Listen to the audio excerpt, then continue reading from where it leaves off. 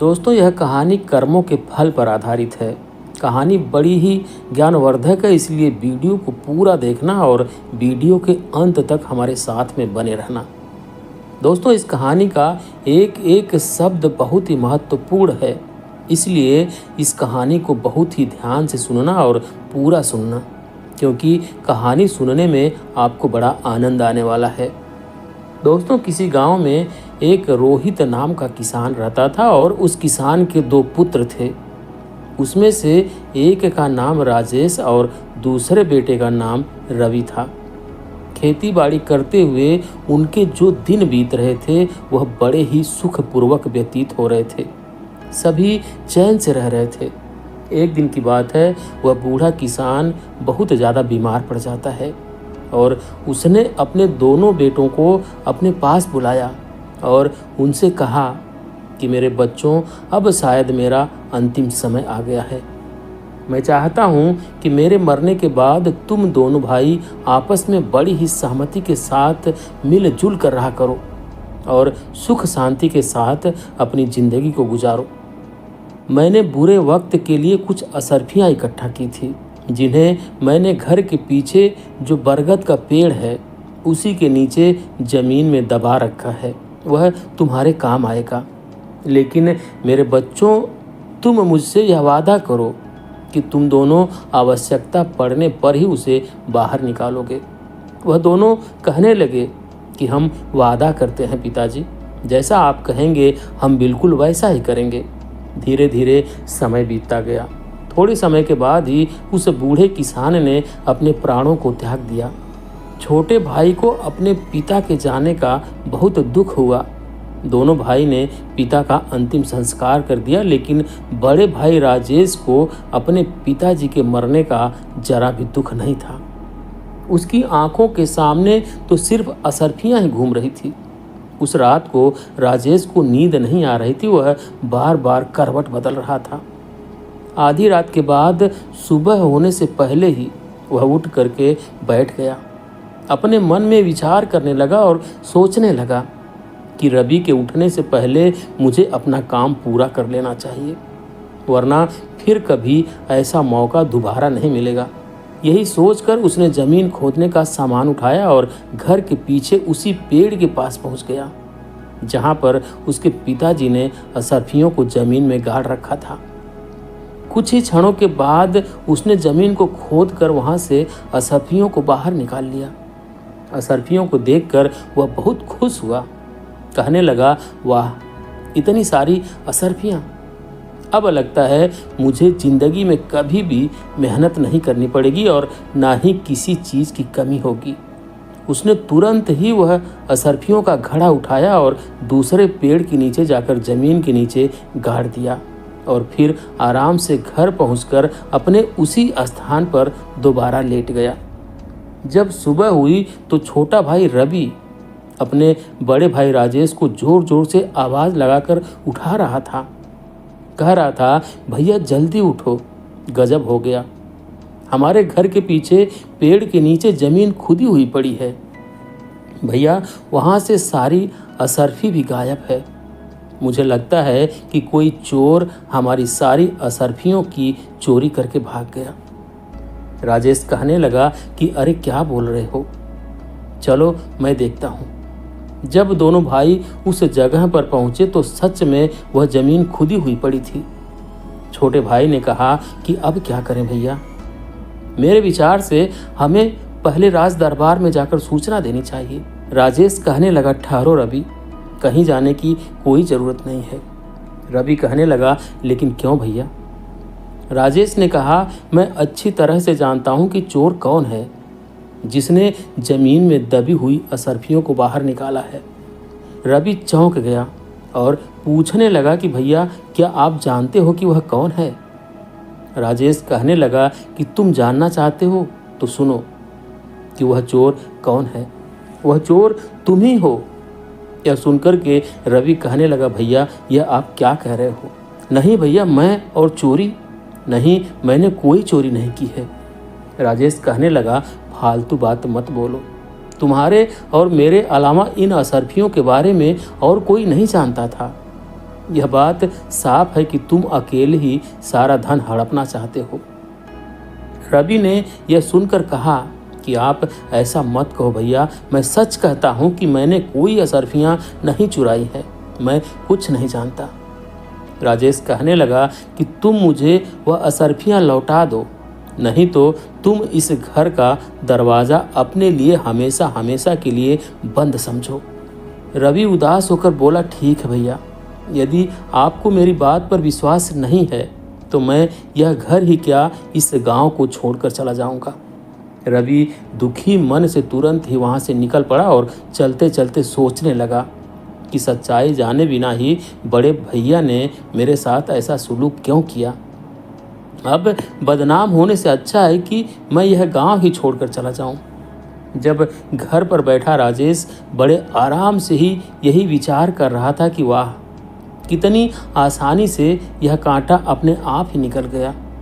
अब सारी असरफियां सिर्फ मेरी हैं, मेरे अलावा और किसी को इसमें हिस्सा नहीं देना पड़ेगा।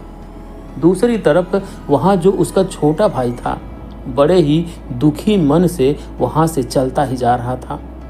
शाम हो गई थी और चलते चलते उसके मन में कई तरह के विचार उत्पन्न हो रहे थे। उसके मन में एक विचार आया कि कहीं भैया ने सारा धन हड़पने के लिए कोई चाल तो नहीं चली है। वह अपने विचारों में खोया हुआ लगातार चलता ही जा रहा था कि तभी वह एक बड़ी सी चट्टान के ऊपर जाकर बैठ गया। अब रात हो चुकी थी और चारों ओर घना अंधेरा छाया हुआ था। उलझन में पड़ा रवि सारी बातें सोच ही रहा था कि तभी उसके कानों में कुछ आवाज़ आई। यह 4000 तुम्हारे और 4000 मेरे। वह सोचने लगा कि यह कैसी आवाज़ है। सच्चाई जानने के लिए रवि नीचे की ओर झुका। उसने देखा कि 3 आदमी वहाँ पर थे जो बैठे हुए थे और आपस में किसी तरह के धन का बंटवारा कर रहे थे। रवि को यह समझने में बिल्कुल भी देर नहीं लगी कि यह तीनों चोर हैं और यह तीनों चोरी का माल आपस में बंटवारा कर रहे हैं। तभी अचानक से रवि का पैर फिसल गया और वह उन चोरों के बीच में जाकर के धड़ाम से गिर पड़ा। अंधेरा होने के कारण चोरों को कुछ भी दिखाई नहीं दिया और वह डर के मारे भागने लगे और कहने लगे कि भागो भागो भाई, भागो यहाँ से। लगता है कि यह राजा को कोई गुप्तचर या फिर उनका कोई सिपाही है जो हम सभी लोगों का पीछा कर रहा था, भागो। चोर कहने लगा कि हाँ भाई, तुम ठीक कहते हो, चलो भागो यहाँ से। चोर अपना चोरी का माल जो भी चोरी करके लाए थे, डर के मारे वह सब छोड़कर वहाँ से भाग गए। जब रवि की नज़र उस धन पर पड़ी तो वह मन ही मन बहुत प्रसन्न हुआ, लेकिन तभी उसके मन में एक दूसरा विचार आया कि असल में यह मुद्राएं चोरी की हैं, इन्हें साथ ले जाना बिल्कुल ठीक नहीं होगा, इसलिए इनको यहीं पर गाड़ देता हूँ और ज़रूरत पड़ने पर मैं इनको निकाल ले जाऊँगा। यही विचार करके रवि ने सारी मुद्राएं पेड़ के नीचे गाड़ दी और रात भर वहीं पर पड़ा रहा। सुबह अपने रास्ते पर चलने लगा। दोपहर होते होते वह एक घने जंगल से जा रहा था। तभी कुछ लुटेरों ने उसको घेर लिया और लुटेरों का सरदार उससे कहने लगा कि खबरदार, जो कुछ भी तुम्हारे पास है वह निकाल कर हमें दे दो, नहीं तो हम तुम्हें जान से मार देंगे। रवि लुटेरों की बात सुनकर कहने लगा कि भाइयों, मैं तो खुद ही एक मुसीबत में हूँ, मेरे पास धन भला कहाँ से आएगा। लुटेरों का सरदार कहने लगा, यह झूठ बोल रहा है, इसकी तलाशी लो। तलाशी लेने के बाद जब रवि के पास वास्तव में उन्हें कोई भी वस्तु प्राप्त नहीं हुई तो सरदार क्रोध से चिल्ला उठा और कहने लगा, कोई बात नहीं है, अगर इसके पास पैसे नहीं हैं तो भी यह हमारे काम आएगा, इसे अपने ठिकाने पर ले चलो, इसकी बलि चढ़ाई जाएगी। यह बात सुनते ही रवि के होश उड़ गए और वह सोचने लगा, एक तरफ मैं मुसीबत का मारा था और कहाँ जाकर के इन डाकुओं के चंगुल में पड़ गया, उसे और बड़ी मुसीबत का सामना करना पड़ रहा था।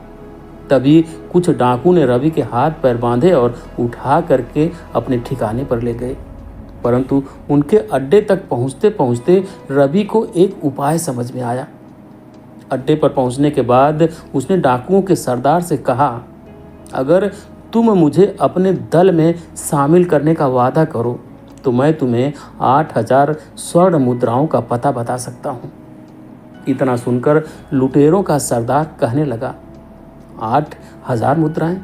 यदि तुम वास्तव में सच कहते हो तो हमें तुम्हारी शर्त मंजूर है। जल्दी हमें उन मुद्राओं का पता बताओ। रवि कहने लगा, देखो भाई, अभी तो रात होने वाली है। इस समय वहाँ पर जाना बिल्कुल भी ठीक नहीं है। कल सुबह होते ही मैं तुम लोगों को वहाँ पर लेकर चलूँगा। लुटेरों का सरदार कहने लगा, ठीक है, लेकिन खबरदार हमारे साथ कोई भी चालाकी करने की कोशिश बिल्कुल मत करना, वरना तुम जानते हो कि इसका क्या परिणाम होगा। तुम्हारे साथ जो भी होगा वह तुमसे बर्दाश्त नहीं होगा, इसलिए सोच समझ कर मुझसे कोई बात करना। रवि बोला, निश्चिंत रहो सरदार, मैं तुमसे कोई भी धोखा नहीं करूँगा। सुबह होते ही मैं आप सबको वहाँ पर लेकर जाऊँगा। सरदार ने कहा, ठीक है। अगली सुबह रवि उन चोरों को उसी जगह पर लेकर पहुँच जाता है जहाँ पर उसने वह सोने की मुद्राएं जमीन में दबाई हुई थी। सरदार के आदेश पर तुरंत ही उसके आदमियों ने उस जगह को खोदा और वह स्वर्ण मुद्राएं उसके सामने थी। स्वर्ण मुद्राओं को देखकर वह सभी जो सरदार के आदमी थे, जो डाकू थे, वह बहुत प्रसन्न हो जाते हैं। मुद्राओं को अपने थैले में भरकर अपने अड्डे की ओर चल पड़े, परंतु रवि के दिमाग में अभी भी कोई दूसरी योजना चल रही थी। वह विचार कर रहा था कि यह स्वर्ण मुद्राएं एक तरह से तो मेरे काम ही आई है, लेकिन मैं जल्दी ही इनकी मौत का कारण बन जाऊंगा। इस घटना के बाद रवि लुटेरों के गिरोह के साथ ही रहने लगा और वह लुटेरों के सरदार का सबसे विश्वास पात्र व्यक्ति बन चुका था। कुछ समय के बाद रवि ने उन लुटेरों के सरदार से कहा कि सरदार, मैं 10 दिन के लिए अपने घर जाना चाहता हूँ। यदि आपकी इजाज़त मिल जाए तो मैं अपनी बूढ़ी माँ, जो इस समय बीमार है, एक बार उनसे मिलना चाहता हूँ। सरदार रवि की योजना से बिल्कुल अनजान था। वह रवि को अपना सबसे विश्वास योग्य आदमी मानता था। वह जानता था कि रवि उसका सबसे भरोसे का आदमी है। वह कभी भी उसके साथ किसी तरह का कोई धोखा नहीं कर सकता है। उस डाकू ने जब रवि की बात सुनी तो उसने रवि को 10 दिन के लिए अपने घर जाने की इजाज़त दे दी। रवि अपने घर जाने के लिए रवाना तो हुआ, परंतु वह अपने घर जाने के बजाय राजा के महल की तरफ चला गया। उधर राजमहल में महाराज पहले ही उस डाकू के आतंक से बहुत परेशान थे। वह अपने महामंत्री से कह रहे थे कि मंत्री जी, आखिर वह डाकू कब पकड़ा जाएगा? पूरा राज्य उसके आतंक से परेशान हो रहा है। मंत्री जी महाराज की बात को सुनकर कहने लगे कि महाराज, मैं अपनी तरफ से पूरी कोशिश कर रहा हूँ। वह आतंकी जल्द ही आपको कारागार में नजर आएगा और उसको उसके किए की सज़ा ज़रूर मिलेगी। उसी समय वहाँ पर एक पहरेदार आया और कहने लगा, महाराज की जय हो। महाराज, एक व्यक्ति आपसे डाकू जगीरा के बारे में मिलना चाहता है। वह कहता है कि मैं उसके बारे में सब कुछ जानता हूँ। उसकी बात को सुनकर महाराज कहने लगे कि अच्छा, उसे तुरंत यहाँ पर लेकर आओ। वह सिपाही गया और कुछ समय बाद रवि को राजा के सामने लेकर पहुँच गया। रवि राजा को प्रणाम किया और कहने लगा, महाराज, मेरा नाम रवि है। राजा कहने लगा, कहो नौजवान, तुम जगीरा के बारे में क्या जानते हो? उसके बारे में तुम्हें जो भी जानकारी है वह सब कुछ मुझे बता दो। रवि कहने लगा, महाराज, मुझे क्षमा करो, मैं आपसे एकांत में इस बात को करना चाहता हूँ। मंत्री ने कहा, दुष्ट, क्या तुम जानते नहीं? यहाँ राजा के सम्मानित और विश्वास पात्र व्यक्ति मौजूद हैं। जो कहना चाहते हो तुम सबके सामने ही कहो। राजा कहने लगा, ठहरिए महामंत्री, यदि यह हमसे एकांत में बात करना चाहता है तो हम इससे एकांत में ही बात करेंगे। आप लोग यहाँ से चले जाइए, हमें बिल्कुल एकांत में छोड़ दीजिए। सब लोग बाहर चले गए और रवि ने राजा को अकेले में पूरा किस्सा सुना दिया और आगे कहने लगा कि महाराज, इस तरह से मैं उस डाकू का विश्वसनीय आदमी बन चुका हूँ। पूरी घटना के बारे में रवि ने महाराज को बता दिया और अब मैंने उसे अपने जाल में फंसा लिया है। रवि ने कहा, महाराज, बस अब उसे और उसके साथियों को पकड़ने के लिए मुझे आपकी सहायता की ज़रूरत है। उसकी बात को सुनकर राजा कहने लगा, बहुत खूब, तुम्हारी चतुराई और साहस से मैं बहुत प्रसन्न हूँ। उन भयानक डाकुओं को पकड़ने के लिए जो भी सहयोग चाहिए वह मुझसे तुम बेझिझक होकर कह सकते हो। मैं करने को तैयार हूँ। कहो क्या करना होगा। रवि कहने लगा, महाराज, कल रात को आप कम से कम 300 सिपाहियों को मेरे साथ भेज दें। मैं उन सभी को उन डाकुओं के अड्डे पर ले जाऊंगा, जहां पर वह सैनिक उन डाकुओं पर आक्रमण कर देंगे और उन डाकुओं को गिरफ्तार कर लिया जाएगा। राजा कहने लगा, बिल्कुल ठीक है, तुम्हारी सलाह बिल्कुल उचित है, मैं इसे मानने के लिए तैयार हूँ। तो तय रहा कि हम कल रात को हमारे सैनिकों को तुम्हारे साथ भेजेंगे। तब तक तुम यहीं राजमहल में हमारे शाही मेहमान बन करके रहो। उसके अगले दिन रात होते ही रवि अपनी योजना के अनुसार सैनिकों को लेकर के डाकुओं के अड्डे पर पहुंच गया। सैनिकों की टुकड़ी उन डाकुओं पर आक्रमण कर दिया और कुछ ही समय में सैनिकों ने उन डाकुओं को गिरफ्तार कर लिया। उनमें से कुछ डाकू मारे भी गए और जो बचे हुए थे उनको राजा के सामने पेश कर दिया गया। दरबार में रवि को देख करके डाकुओं का सरदार मन ही मन सोचने लगा, उसने कितना बड़ा धोखा किया। मैंने इस व्यक्ति पर विश्वास किया और इसने मेरे साथ विश्वासघात किया। इस आदमी ने हमें कहीं का नहीं छोड़ा। अगले दिन दरबार में सभी दरबारियों और मंत्रियों से विचार विमर्श करने के बाद राजा ने सभी डाकुओं को एक ही सजा सुना दी। इन सभी खूनी दरिंदों को हम सजाए मौत देते हैं, क्योंकि इन्होंने किसी के साथ कोई रहम नहीं किया है, इसलिए इनको जीने का कोई अधिकार नहीं है। सैनिकों, अब तुम इन्हें ले जाओ और अगले 2 दिन के बाद इन्हें फांसी पर लटका देना। इसके बाद वह राजा ने कहा, रवि, तुम्हारी बहादुरी से हम बहुत प्रसन्न हैं। आज से हम तुम्हें अपना सेनापति नियुक्त करते हैं। रवि ने यह सुनकर कहा, आपका धन्यवाद राजन, जो आपने मुझे देश की सेवा करने के योग्य समझा। उधर दूसरी तरफ रवि का जो बड़ा भाई था अपने पिता की मेहनत की कमाई को बुरे कामों में बर्बाद कर रहा था, क्योंकि वह उसकी खुद की कमाई नहीं थी। वह बेईमानी करके उस धन को प्राप्त किया था। उसको जुआ खेलने की बुरी लत लग चुकी थी। वह शराब और जुए में अपना सारा पैसा बर्बाद कर चुका था। उसकी हालत इतनी दयनीय हो चुकी थी कि उसके पास खाने के लिए अन्न तक भी नहीं था। पूरे गांव में वह इतना बदनाम हो चुका था कि अब उसे गांव में कहीं भी कोई भी काम नहीं मिल रहा था। इसीलिए उसने यह निश्चित किया कि इस गांव में भूखा मरने से अच्छा है कि मैं किसी दूसरे गांव में जाकर कोई काम धंधा ढूंढ लूं। इसी तरह से विचार करते हुए वह अपने घर से निकल पड़ा। चलते चलते उसी राज्य में पहुंच गया जहां उसका भाई रवि सेनापति था। उसी नगर में वह किसी सेठ की दुकान पर गया और उनसे पूछने लगा, सेठ जी, क्या मुझे कोई काम मिलेगा? सेठ ने उसकी बात सुनकर कहा, भाई, तुम तो चेहरे से ही चोर उचक्का लगते हो, तुम्हें भला कोई क्या काम देगा? इसलिए मुझे माफ़ करो भाई और यहाँ से चले जाओ।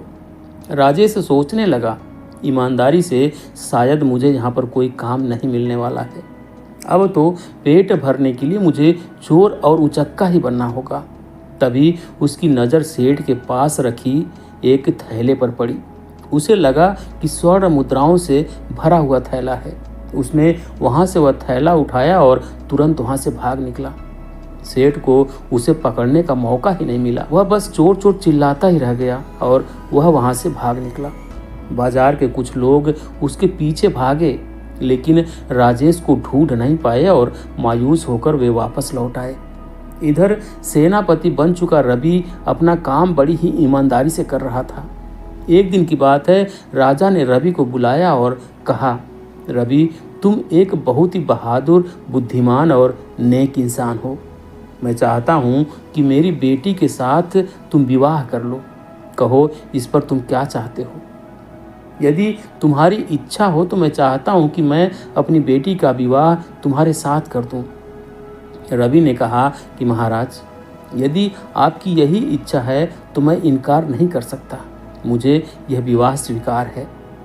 रवि के इस फैसले से राजा बहुत खुश हुआ और कुछ ही दिनों में शुभ मुहूर्त देखकर राजा की बेटी और रवि का विवाह कर दिया गया। विवाह को अभी कुछ ही दिन व्यतीत हुए थे और महाराज ने रवि से कहा, बेटा रवि, अब हम 70 साल के हो चुके हैं। अब राज्य की जो बागडोर है वह तुम संभाल लो। रवि ने कहा, आपको जैसा उचित लगे महाराज। अगले ही दिन रवि का राज्य तिलक कर दिया गया। महाराज तीर्थ यात्रा को निकल चुके थे। इस तरह से कुछ महीने व्यतीत होते हैं और उसके बाद जो सबसे बड़ी समस्या रवि के सामने आई वह थी राजेश, जो चोर बन गया था, जो उसी का सगा भाई राजेश था। वह अब तक का नामी और खतरनाक चोर बन चुका था। सैनिकों ने काफ़ी प्रयास किया लेकिन वह उसे पकड़ नहीं पाए। चोर उसी जंगल में एक पुराने मंदिर में रहता था। एक रात वह बैठा सोच रहा था कि कोई ऐसी तरकीब लगाई जाए कि मुझे बार बार चोरी करने की ज़रूरत ना पड़े। एक बार में इतना माल उड़ा लिया जाए कि भविष्य में दोबारा चोरी करनी ना पड़े। अगर मैं एक बार राजा के खजाने पर हाथ साफ कर लूं तो मुझे दोबारा कभी भी भूख से मरने की नौबत नहीं आएगी और ना ही कभी मुझे चोरी करने की ज़रूरत पड़ेगी। फिर मैं किसी दूसरे देश में जाकर अपनी आगे की जो जिंदगी है बड़े आराम से गुजार सकता हूँ। अगली रात खजाने की चोरी करने के उद्देश्य से राजेश राजमहल के पीछे जा पहुंचा।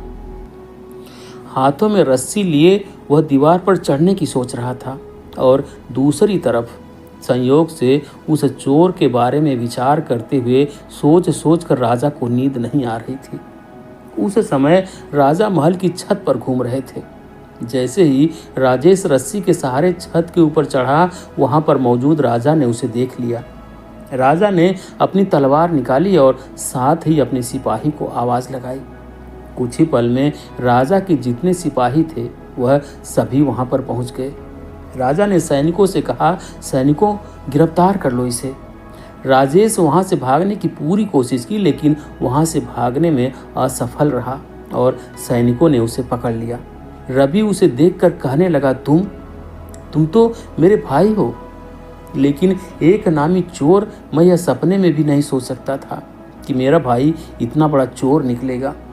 उसने आदेश दिया, सैनिकों, ले जाओ, इसे कारागार में डाल दो। सुबह जब हम दरबार में बैठेंगे तब इसकी सुनवाई करेंगे कि इसके साथ क्या करना है। राजा की आज्ञा पाते ही सैनिकों ने राजेश को कारागार में डाल दिया। अब वह मन ही मन अपने किए पर पश्चाताप कर रहा था, रो रहा था और सोच रहा था कि मेरे ही बुरे कर्मों का फल आज मुझे मिल रहा है। मेरी बुरी नीयत ने मुझे आज पतन की इतनी गहराई में ढकेल दिया है जहाँ से निकलना मुश्किल है। जबकि रवि, जिसे मैंने बेईमान बनाकर धक्के मारकर अपने घर से निकाला था, आज अपनी ईमानदारी और नेकी की वजह से वह इस राज्य का राजा बन गया है और मैंने उसके साथ बेईमानी की तो मेरी दुर्गति हो गई। मैं जिसके पास सब कुछ था, एक चोर बनकर आज उसी के सामने उसी के बंदी गृह में पड़ा हूँ। इधर रवि को नींद नहीं आ रही थी। वह सोच रहा था कि कल का दिन मेरी जिंदगी का सबसे कठिन दिन होगा। मुझे एक बहुत ही भयानक अग्नि परीक्षा से गुजरना होगा। क्या मैं इस परीक्षा में कामयाब हो पाऊंगा? मुझे समझ नहीं आ रहा है। काश महाराज ने मुझे राजपाट ना सौंपा होता तो कितना खुश होता। अपने भाई को अपने ही हाथों से मुझे सजा नहीं देनी पड़ती। अगले दिन दरबार में चोर राजेश को पेश किया जाता है। महाराज ने उससे कहा कि राजेश, तुम्हारे ऊपर लगाए गए चोरी के सारे इल्जाम प्रमाणित हो चुके हैं। क्या तुम्हें अपनी सफाई में कुछ कहना है? राजेश ने कहा कि बस इतना ही कहना चाहता हूँ महाराज कि मुझ जैसे नीच और शैतान आदमी को आप इतनी कठोर से कठोर सजा दें कि भविष्य में चाह कर भी कोई चोरी ना कर सके और किसी के साथ कोई बेईमानी ना कर सके। रवि ने कहा, ठीक है, हम तुम्हें ऐसी ही सजा देंगे। सैनिक, ले जाओ इस चोर को और इसका एक हाथ और एक पैर काट दिया जाए और इसके बाद इसे देश की सीमा से बाहर निकाल दिया जाए।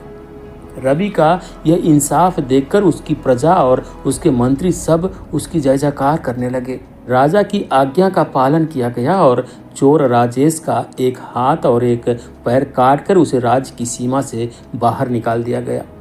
जब वह देश छोड़कर जा रहा था तो तभी उसके सामने राजा रवि पहुंच गए। रवि को देखकर राजेश बोला, महाराज आप यहाँ पर कैसे आ गए?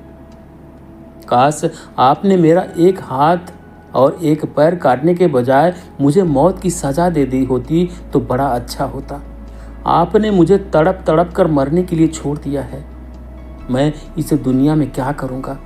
रवि ने कहा, उस समय तो मैं एक राजा था, परंतु अब मैं आपके सामने राजा नहीं बल्कि आपका छोटा भाई रवि खड़ा हूँ।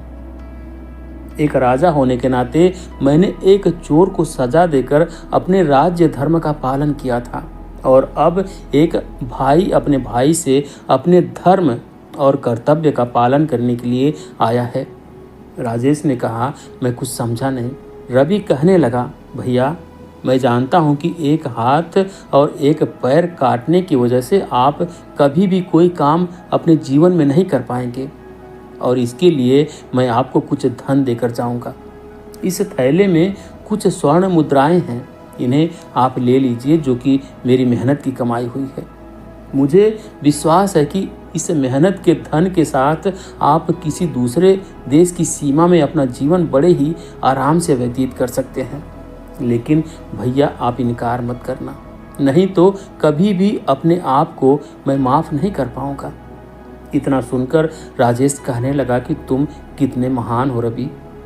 ईश्वर हमेशा तुम्हें इसी तरह से खुश रखे, प्रसन्न रखे। फिर दोनों भाई आपस में गले मिलकर के एक दूसरे को बड़े भारी मन से विदाई करते हैं। बड़ा भाई छोटे भाई से कहने लगा, मेरी ईश्वर से यही प्रार्थना है कि मुझे हर जन्म में तुम्हारे जैसा ही भाई मिले। और दोनों भाई अपनी अपनी राह पर वापस चले गए। उसके बाद दोबारा उस देश में राजेश को किसी ने नहीं देखा और राजा रवि अपनी प्रजा का पालन करते हुए सुखमय जीवन व्यतीत करने लगे। तो दोस्तों ये थी आज की कहानी। आपको कैसी लगी कमेंट करके ज़रूर बताएं। वीडियो को लाइक करें, शेयर करें और चैनल पर नए हैं तो चैनल को सब्सक्राइब जरूर करें। बेल आइकन भी प्रेस कर लें ताकि आने वाली सभी वीडियो का नोटिफिकेशन सबसे पहले आपको मिले। वीडियो देखने के लिए बहुत बहुत धन्यवाद।